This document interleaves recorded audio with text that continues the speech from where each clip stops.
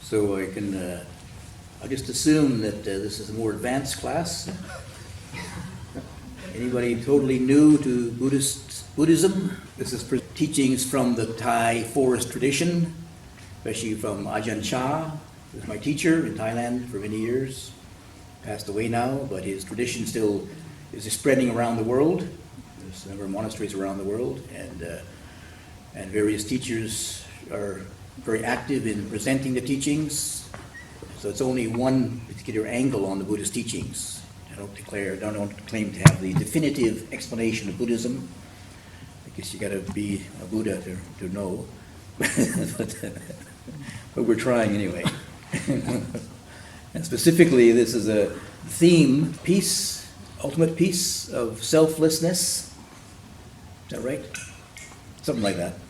But basically, it's sort of like a presentation of my new book, Beyond I-Making.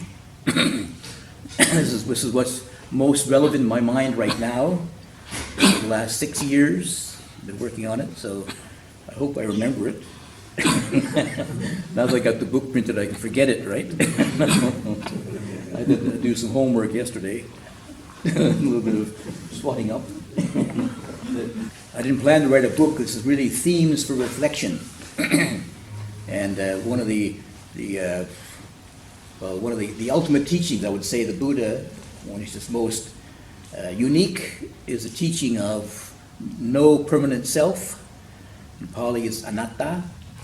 And in my various travels around the world, I've been traveling around and giving retreats and talks for many, many years, and I frequently get asked a question concerning this teaching, because it's a little bit enigmatic, if you like, a bit hard to understand, and part of it is because of the translation, I would say. In Pali, it's anatta.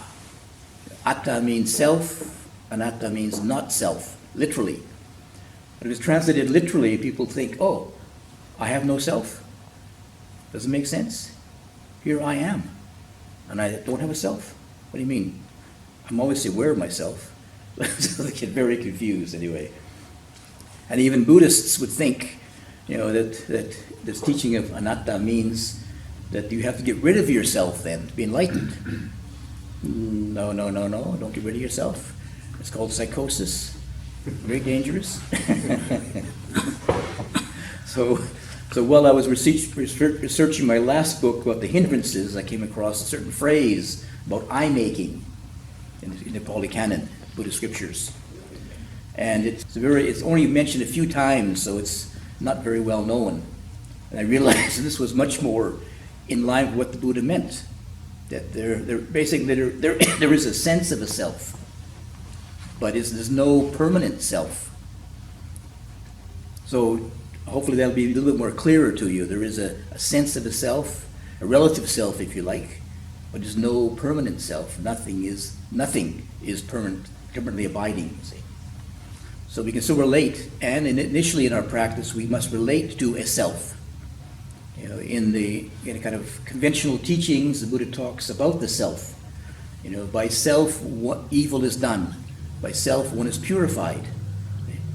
So that we have to work with what we have with our conventional self, if you like, to be able to develop the practice enough that we can see through it.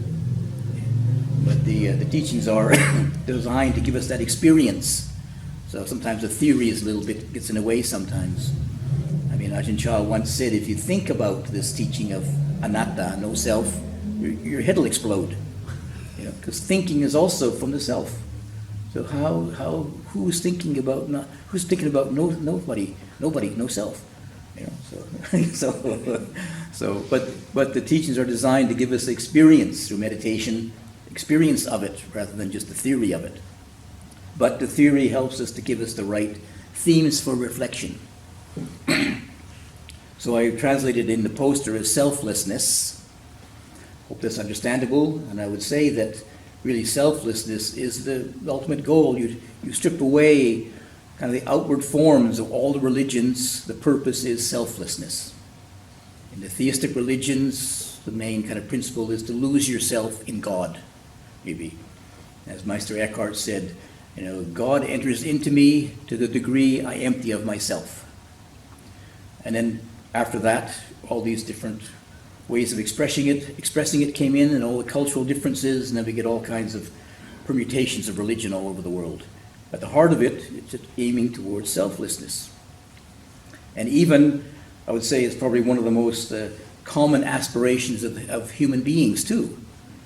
How much time have we spent trying to distract ourselves, lose ourselves in entertainments, and sometimes, of course not you, but drink and drugs and things, of course not Buddhists, but we try and distract ourselves or lose ourselves somehow, forget ourselves at least temporarily. Sometimes it's done in more constructive ways like creativity or walking in nature or meditation. The initial exercises in Buddhist meditation are aimed at experiencing some degree of, you can say, losing yourself. For example, the practices of concentration or samadhi. If you focus your attention on an object, there is a subject. We start off with a subject, me focusing on an object, and if you develop this enough, the subject and the object unite, and no more subject, no more object. You forget yourself completely. Total absorption into the object, if you like, and that dichotomy disappears. The trouble is only temporarily. You have to come back to yourself again. That was the Buddha. The Buddha practiced these exercises. He trained in these exercises from the Brahmanic tradition in India at the time. But his view was it was only temporary abiding in peace, because you come out of it eventually. Even though it's can develop very, very refined states of mind, but you come back to yourself again. And sometimes people come back to themselves and they're even more inflated. They're not only their usual self, but now they're an enlightened self. I've had enlightened experience, I'm enlightened now too. I'm enlightened. Oops, you forgot it. You lost it.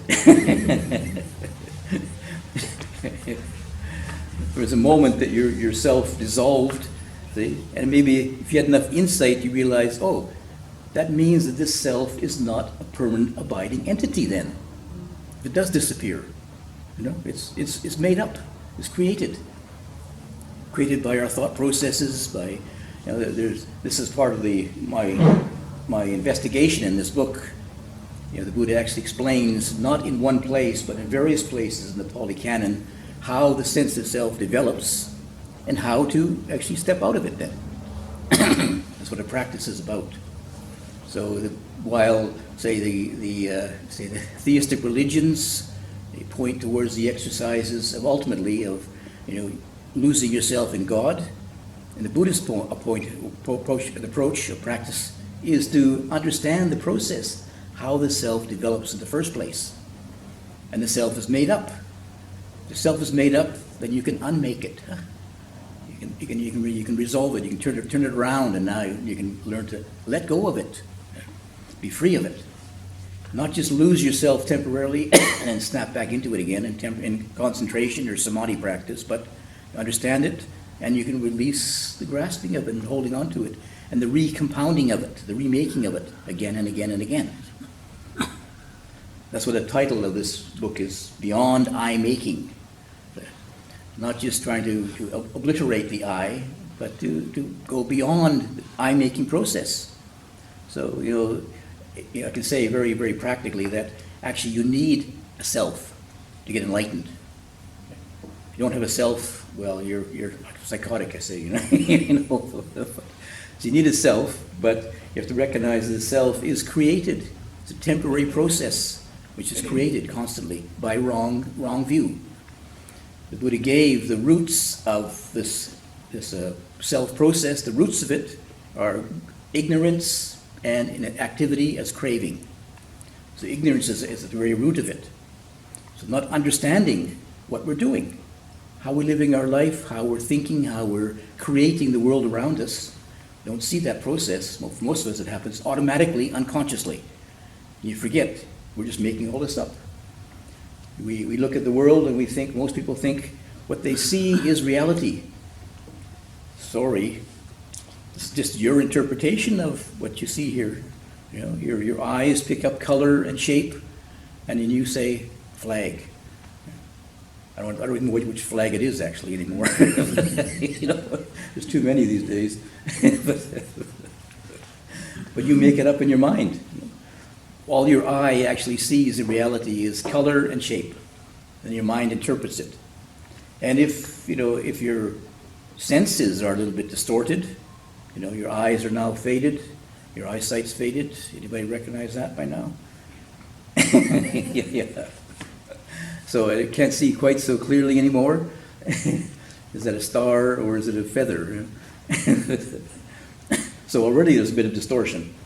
Then it goes into your mind to try and interpret it, and I got no perception, no kind of familiar background for this now. I have to Google it or something.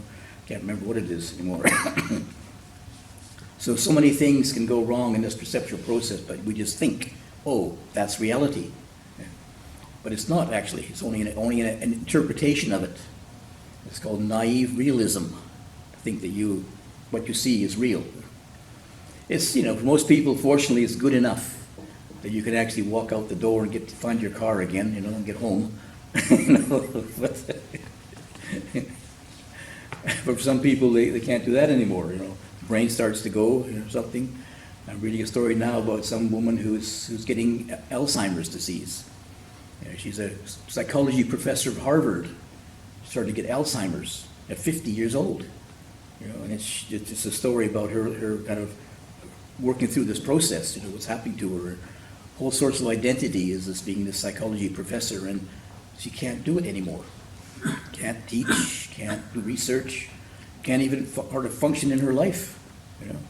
And it's a real tragic life story. But haven't got to the end of it yet. But hopefully it's a happy ending. I like happy endings. Oh, there isn't. No cure for it. Was no cure at that time anyway. Yeah.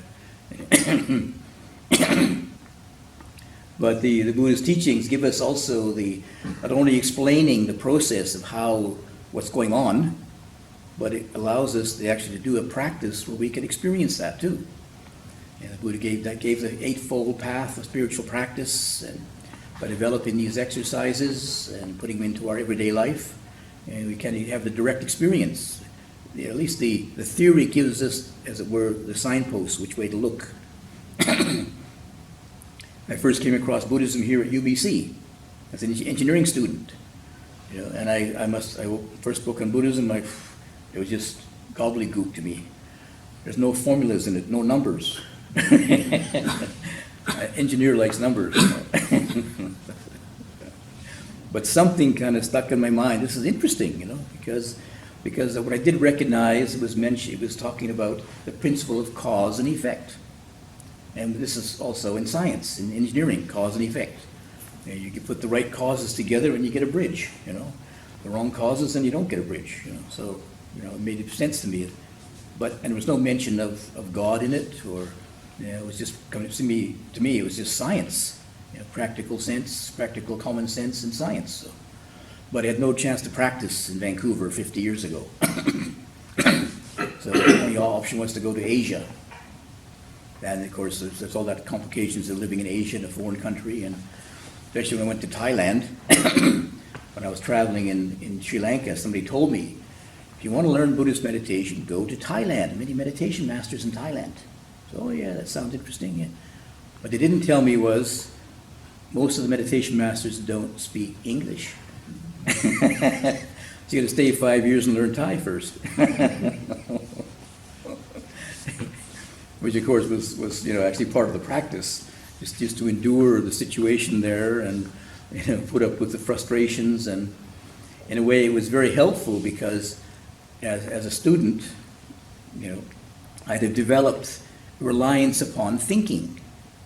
And suddenly going to Thailand and can't communicate with people, thinking process didn't work anymore. It was unreasonable. Here's a foreign culture and some of the things that, the Thais were speaking, and I couldn't understand. What? Can't understand it. It's not logical. What you speak English. And then of course all these different things. This is a little bit of only a Thai joke, but I went to the market and got this fruit. It's called mangosteen. I forget what the name is now. Thai, makut. Yeah. It looks like a tomato. It's got a hard shell on it. I never saw it before, so I just bit into it. The shell is absolutely disgusting, really, really bitter, and you have to peel the really thick skin off it. And the center of it is this really, really tasty white, creamy seed in the middle. I didn't know that. I never saw it before. And nothing about it. So it's a fruit, so I bite into it. I didn't like the makut in the beginning. Till I learned how to eat it properly. But there's so many just strange things. My thinking didn't help anymore. Thinking wasn't useful, so I had to rely upon more experience. And fortunately, I was in a monastery then trying to meditate, so it was supportive, helping to quieten down the mental activity. For all these, 15 years of education, I've been training the brain to answer the questions of life, and then it doesn't work anymore. So even being there trying to meditate, every once in a while, not just every once in a while, often the thoughts came up, what's this, what's that? What could be the answer? But there's no answer there. So it's helpful in a way to learn meditation in a place like that where the answers weren't given to me. I had to allow the experience to develop by itself. And it was learning a different language, really. I say it's like there's different kinds of knowing. There's a logical knowing, but this was experiential knowing. And this is what the Buddha is pointing at as the most direct. In the Pali Canon, they mention 3 kinds of wisdom, panya, wisdom. The first one is thinking, just thinking for your own experience, you see, which is quite limited, because thinking can only expand as far as your knowledge goes, what your previous knowledge or learning is. And then there is what you heard, suttamaya panya, what you heard or read or learned about, which usually broadens your mind, doesn't it? Ideally, you go to learn something, so you learn something new. So you step outside your usual familiar range of thinking, about your particular sphere of influence or knowledge, and then you learn something new. Oh, right. Never thought that existed before. I never knew that before. But then the ultimate kind of wisdom is called bhavana mayapanya, from meditation. Direct experience. And many times this is quite at odds with, sometimes you have no word for it. When you're thinking, you have words, right? Doesn't your thinking go in words? Maybe some people's thinking goes in pictures. Does it? Some people think in pictures, images, pictures. I think in words mostly. Blah, blah, blah, blah. Sometimes pictures, sure. But then direct experience, sometimes no word for it. You can try and, how can I explain that? I lived in a forest monastery in North Thailand for many years, and most of them I had no teacher. This was before meeting Ajahn Chah, about 2.5 years in this monastery in northern Thailand, and I spent about, 12 to 15 hours a day meditating. Nothing else to do. A monastery is pretty boring, After mealtime, nothing else to do, but think of the next meal, maybe.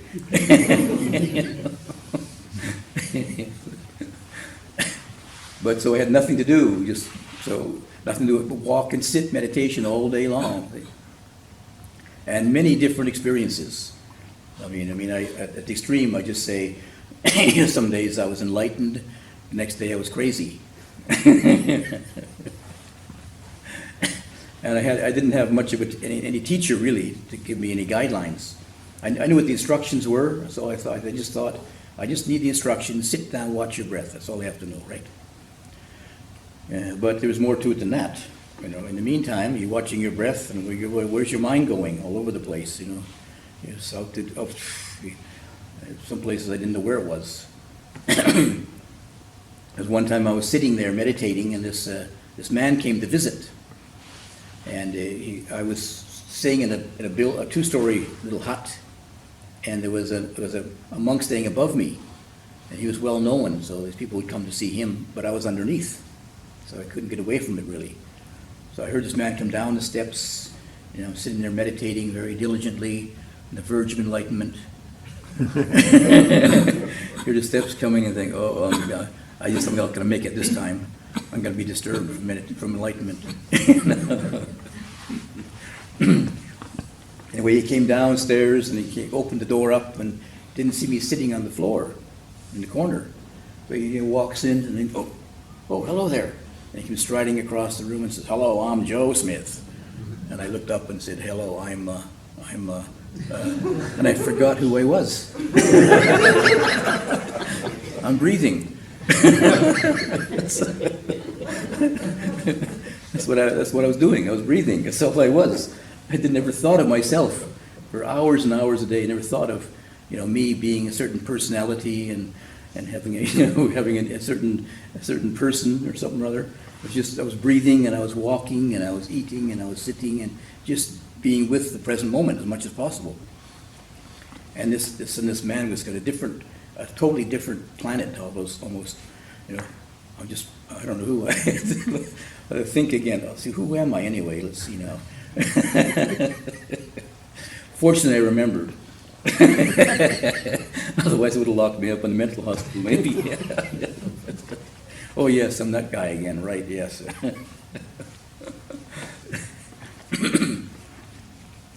But if one is in a situation where you're constantly being reminded of yourself, a certain persona, right? Certain persona. And probably every one of us has a different persona with different people even. You're a different person with different people. Different image. Sometimes you're a student, sometimes you're a professor, sometimes you're a father or mother or whatever. So what the Buddha is pointing at is this self, so to speak, is made up. It's artificial. It's made up through a series of processes. And these processes actually, they're very, very fundamental and very, very elementary to us. The sense of self develops from a very, very early age. In the Buddhist teachings, in the tradition anyway, they say, many lifetimes even. You already been around many lifetimes, which has already conditioned your sense of self. And you come into this world already with some baggage. The psychologists say that half of our personality is DNA. DNA, where did that come from? Your parents, and your parents got their DNA from their parents, and their parents, and their parents. It goes back a long way, doesn't it? I guess I got some caveman DNA in me, We all do. Neanderthal DNA somewhere there. Predispositions. In the Buddhist teachings, it's called anusaya. We have underlying dispositions towards always seeing the world in terms of I, of self. Mano anusaya, of conceit. We already have a predisposition to ignorance, to not seeing the way things really are. We already have this as a background, and we have to acknowledge that. We have to acknowledge. It's really humbling to accept you're not enlightened. Not so bad. We're just being normal, right? So we have something to learn anyway. Right? We have something to learn about. But the little bit of frightening thing about it is that if we don't work on ourselves, we don't develop wisdom, we just compound the ignorance. Again and again, that's what the Buddha calls our constant round of rebirth. If you don't find the way out, you don't study about the source of self, source of your suffering, the source of your grasping in this lifetime, you're going to repeat the scene again. Try around again, another round. And if it's already in play, as it were. It's already in process here. So this points out then the necessity or the urgency to try and do something about it. Try and increase our understanding then of what the process are, so we can free ourselves. And the most relevant thing, of course, is freeing ourselves from suffering. Anybody here today who never has suffered Okay, welcome to the club. If you haven't suffered, you're in the wrong place. So the Buddha is practically giving us the tools to use to reduce our suffering, perhaps even totally transcend it. If you do the practice, I mean, it's, again, I refer to cause and effect. Ajahn Chah said very simply, you practice a little bit, you get a little bit of result. You practice a lot, you get a lot of result. You practice completely, you get complete results. Yeah. So it's up to individuals how much you want to put into it. It does require some effort and some time, and I didn't plan to turn out like this. I just thought I'd go to Thailand for 1 month, a 1 month meditation retreat, get enlightened, and go home again. 50 years later, I'm still working on it. It's a little more complicated than I thought. But it is a whole lot better. Yeah. So I'm convinced it does work. You stay with it. And even I've met also many people who have come to the monastery and they stay for a certain period of time, year, 2 years, 3 years, even 20 years and left. And every one of them has benefited. Every one of them. There's one monk I met, one ex-monk I met, maybe about 5 years ago in Australia, maybe a bit longer. By surprise, I knew him in Thailand, and I lost contact with him, and then by accident, I met him again in Australia. And he said, oh, I remember that? You'd been out of the robes for 20 years, he said. And he said, actually, 20 years was a total waste of time, he said. Oh, my goodness. Another one who was a monk and left also, he said that was the best time of his life. I mean, when we say that as a monk, I mean, it's not fun being a monk all the time.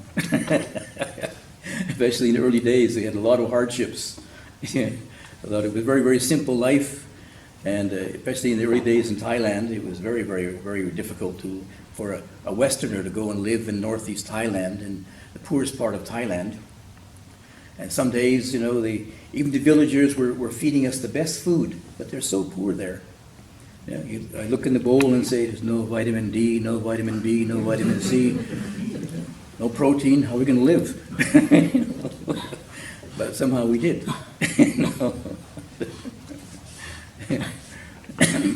But, the value of it was, being able to live with a teacher, live with Ajahn Chah, live in a monastery, with the environments all set up for spiritual practice.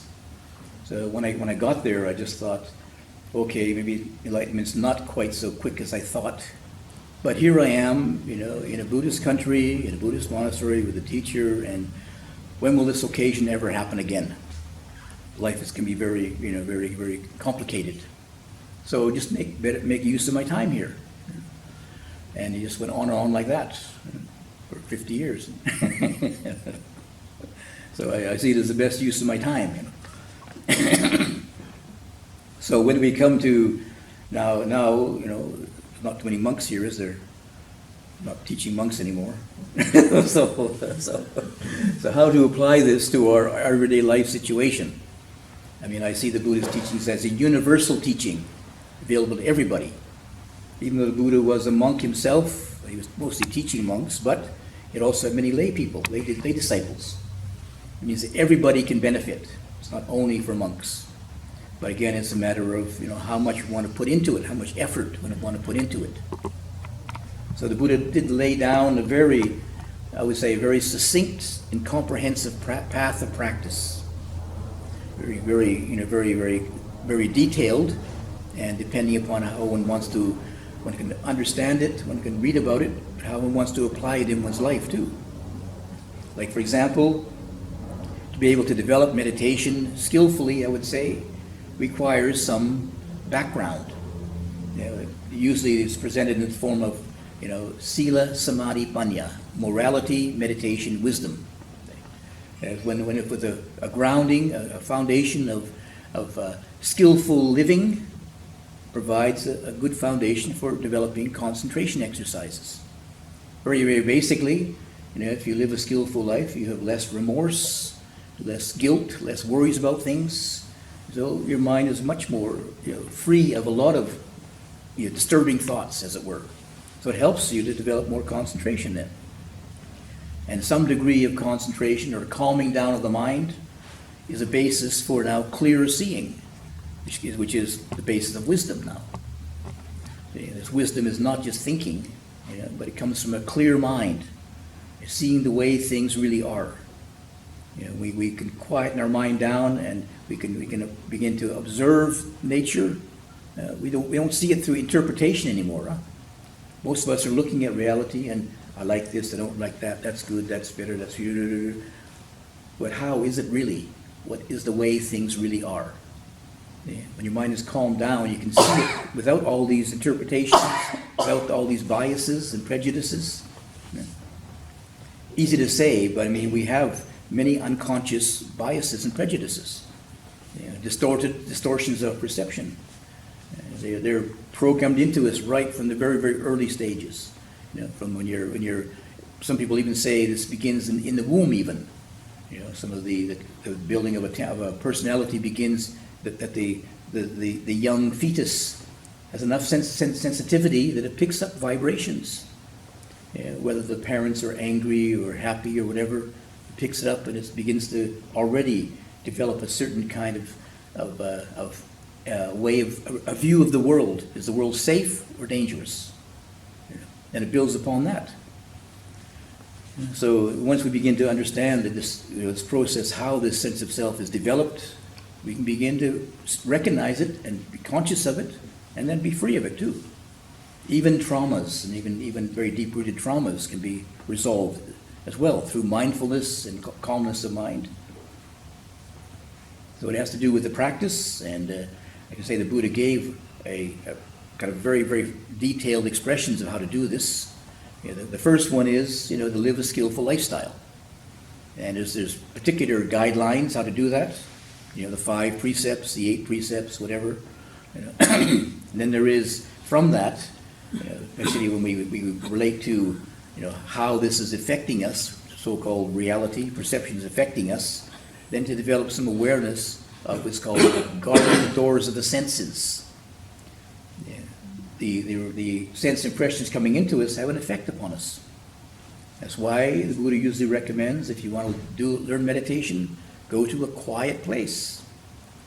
Of course, you could go to Vancouver Airport and try the airport meditation. If you want to test your equanimity. But generally, for beginners, it's helpful to go to a quiet place. You lower your gaze or close your eyes, cut down a lot of the sensory, the visual stimulation. Ideally, there's not a strong smell or taste, and a comfortable bodily sensation. And then all you have to do is look at your mind. That isn't enough to deal with. But having this exercise then, focusing attention on something like the breathing, it's not a matter of sorting out your thoughts, but just focusing on a meditation object, focusing on one thing, ideally one which is not conceptual. There is conceptual themes in Buddhist meditation too, skillful conceptions. For example, you can conceive of the image of a Buddha. That's the most common one, I think, in Thailand. People would recite the qualities of the Buddha. When they think of Buddha, they think of also, it's a very positive attitude of mind. The Buddha is the enlightened one, and if we had a Buddha image, most of the Buddha images, the Buddha is sort of smiling, right? Isn't that kind of peaceful?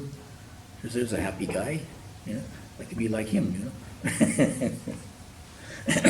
It sets up a positive state of mind, perhaps, anyway. But if you use a non-conceptual meditation object like breathing, I find it helpful to step away from the thinking, the conceptualizing, thinking too much. Being more attuned with the physical, say, with the physical sensation of breathing. So that if we just develop the focusing on breathing, then you notice that your less of your energy in your mind is on the thinking. The more you think, the more you energize the thinking. But then trying to now give more attention to breathing, non-conceptual, This is reality. We have sensation. It's not a figment of your imagination. I mean, many of us nowadays are, think so much that most of us are quite disembodied. So it may take you a little while to re-embody again, be aware of physical sensations. Yeah, but when you do that, this is also the first theme of developing mindfulness, being aware, mindful of physical sensations, the body. Be very, very grounding too. And just by focusing on one object, then the thinking calms down, quietens down. It's not gone, it just fades to the background. And the object you're giving attention to comes to the foreground. So you have this sensation or the experience of calmness of mind. The trouble is, it is only created. It's only created as long as you keep focusing on this one object, you see. And as soon as you lose it, thoughts come back again. But it provides at least the experience that your mind can be calm. My first meditation experience in Sri Lanka, it was the first time in my life that my mind actually calmed down. I thought life was only about thinking. I was only thinking there all the time, even in my sleep. I was still thinking, right? Having dreams. Then being in the meditation center, focusing on breathing for many hours, maybe it was days and weeks even. Had a very busy mind. But eventually, the mind did go quiet one day. Wow, I'm still alive. I can live without thinking. And it was so peaceful. Didn't take long to start thinking again, but at least it was possible. At least it was possible. And by developing the Buddha's cause and effect practices, you create the right cause, you get the right result. So, yeah, simple. Well, in theory anyway. Trying to work with your mind is not quite so simple. It's more complicated than we think, but being able to recognize, it is possible to calm the mind down. And then the Buddha recognized it's not an end in itself. Use the calm mind now to observe. Observe the thoughts. Where do they come from? The thoughts are part of cause and effect relationship too. You can observe, I'm thinking about that, because I'm worried about something else. First thing I realized was, so many thoughts are about the future. I was a traveler then, so I had to think about where I'm going to go next and, plan my routine and all that. But the future never happened, actually. All my plans to go 1 month to Thailand and then go to Malaysia and Indonesia and Australia were just figments of my imagination. Never got to Australia to 2001, I think it was. Not 1973. That was my plan. So the future is just imagination. The past is already gone. Just a picture or image in your mind. That's all it is. The past. So where is it? It's in your mind in the present moment. The present moment. Everything is the present moment. Only the present moment is real. So when you realize that, then why worry about the future? Why try and you can't change the past anyway. It's already done. So why try and change it? I shouldn't have done this and I shouldn't have done that. And sorry, you've got your scrapbook already. We know what you've been doing. You can't change it. So maybe you can learn. Sometimes you can learn from your mistakes in the past. If you're honest enough and get open to it, you can learn from your mistakes. And right, it wasn't a good thing to do. Maybe I should try something different.